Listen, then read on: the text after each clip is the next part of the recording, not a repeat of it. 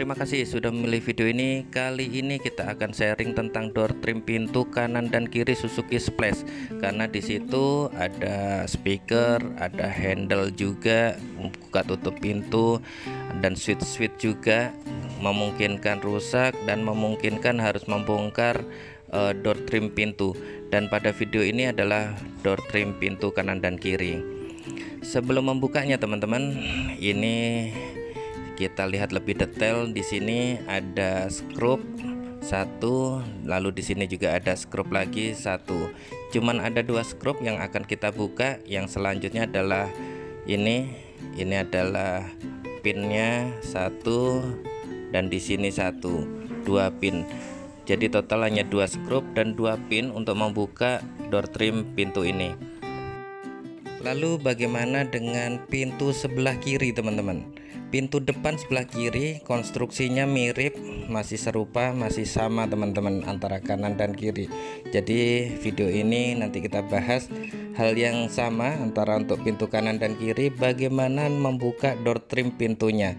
Karena secara detail kita akan lihat di sini ada pin juga sama seperti yang kanan, di sini satu. Lalu di sebelah dalam sini juga ada pin satu lagi.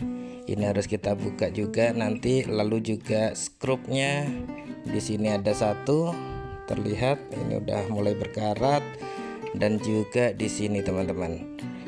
Ya, jadi cuman ada dua skrup, dua pin untuk masing-masing pintu depan, kanan dan kiri.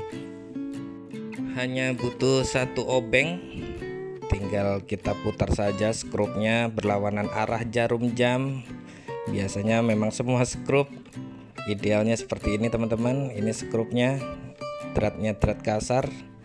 Lalu bagian sini juga jangan lupa kita putar saja pakai obeng plus saja. Membuka door trim tidak butuh banyak alat, hanya butuh obeng plus.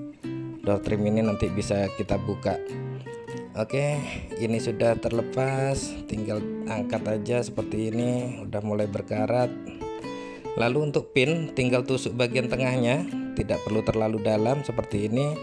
Barulah kita congkel, pakai kuku saja juga boleh, mau pakai alat bantu juga boleh, karena dia tidak terlalu keras. Pinnya seperti ini teman-teman, tusuk bagian tengahnya, lalu barulah bodi besarnya kita tarik. Ya seperti ini.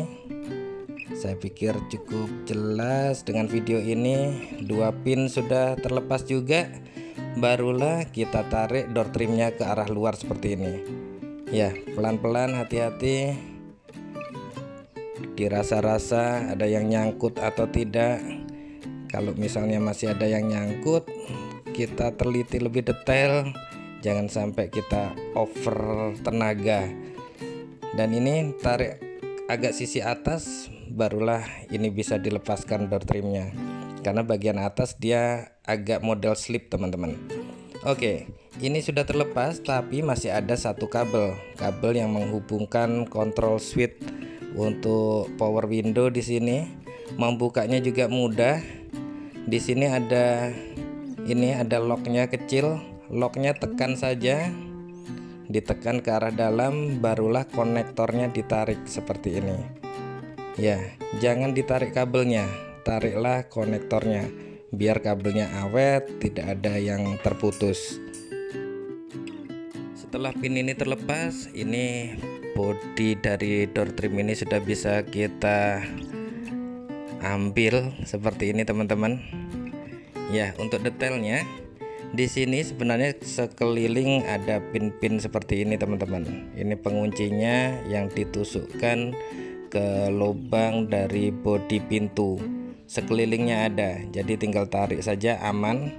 Yang penting kalau misalnya nanti rusak, ya kita pasang lagi biar door trim kita tidak bergetar-getar. Oke, ini kita simpan, kita amankan. Nanti juga untuk tutorial misalnya membongkar switchnya seperti apa. Ini adalah konstruksi handle pintunya seperti ini teman-teman. Dia terhubung dengan sling, ada dua sling yang terhubung ke mechanical pengunci pintu.